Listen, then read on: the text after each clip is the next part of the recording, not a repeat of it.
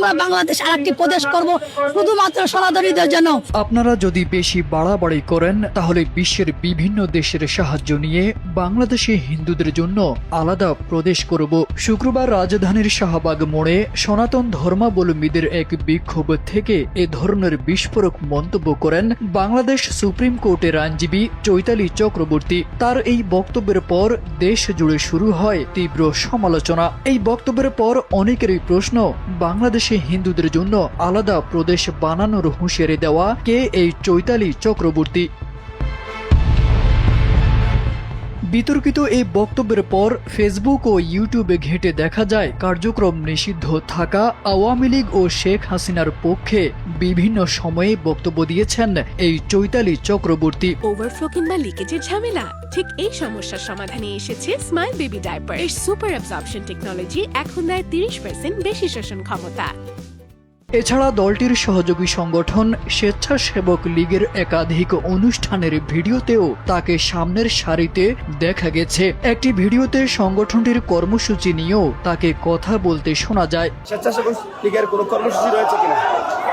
যদিও স্বেচ্ছাসেবক লীগে তার কোনো পদ ছিল না বলে দাবি করেন চৈতালি চক্রবর্তী। এনপিবি নিউজকে জানান, নিজেকে আওয়ামী লীগের একজন কর্মী হিসেবেই পরিচয় দিতে গর্ববোধ করেন তিনি। দেশে হিন্দুদের জন্য পৃথক প্রদেশ গঠন নিয়ে তিনি যে বক্তব্য দিয়েছেন সে বিষয়ে জানতে চাওয়া হলে চৈতালি চক্রবর্তী বলেন, তার বক্তব্যকে বিকৃত করা হয়েছে। এতই বিরক্তি, এতই ঘৃণা লাগে, তাহলে আমাদেরকে আলাদা প্রদেশ করে দেন। আমার বক্তব্য আপনি ইনকিলাবে ধরুন অনেক জায়গায় ছোট ছোট মোবাইলও ছিল, অনেকেই তো ছিল, তার মধ্যে রং করে কিছু মানুষ করে দিয়েছে, কিন্তু ফুল কথাটা দেয়নি। আমি বলেছি যে আপনাদের যদি আমাদের প্রতি এতই বিরক্তি, এতই ঘৃণা লাগে, তাহলে আমাদেরকে আলাদা প্রদেশ করে দেন। কারণ আমিও ভোট দিই, আপনিও ভোট দেন। আমার মন্দিরে আমার দেবতাকে আমি কত বড় ছোট রাখবো এটা আপনি বলবেন কেন? আপনাদের প্রতি আমাদের প্রতি যদি আপনাদের এত বিরক্ত লাগে তাহলে আমাদের ছোট আলাদা প্রদেশ করে, কিন্তু আমরা সেটা চাই না। আমরা সেটা চাই না, এই কথাটা আর বলে নাই। অন্য একটি ভিডিওতে তিনি দাবি করেন আওয়ামী লীগই বাংলাদেশের জন্ম দিয়েছে। একই সঙ্গে শেখ হাসিনাকে নিয়ে তিনি বলেন, জনগণের প্রয়োজনেই তাকে দেশে ফিরে আনা হবে এবং সেই সময় খুব বেশি দূরে নয়। আওয়ামী লীগ জন্ম দিয়েছে বাংলাদেশকে। এর আগে শুক্রবার রাজধানীর শাহবাগ মোড়ে আয়োজিত এক বিক্ষোভ কর্মসূচিতে ভারতীয় বার্তা সংস্থা ANI কে দেওয়া সাক্ষাৎকারে চৈতালি চক্রবর্তী দাবি করেন, বাংলাদেশে হিন্দুরা নিরাপত্তাহীনতায় ভুগছেন এবং তাদের জঙ্গি ও মৌলবাদীরা নির্যাতন চালাচ্ছে। ऑल हिंदूज ऑल प्रॉब्लम्स है, ऑल हिंदूज निरापत्ता नहीं पाता है। मेरा बांग्लादेश, ये बांग्लादेश का मैं टैक्स देता हूँ, ये बांग्लादेश থেকে मैं नहीं जाएगा।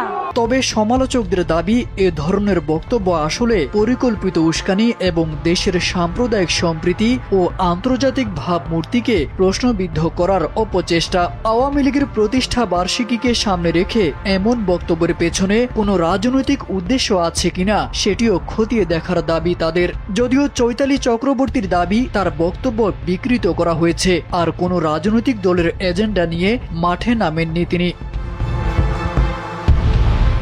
তারেক আজিজ খান, NPB।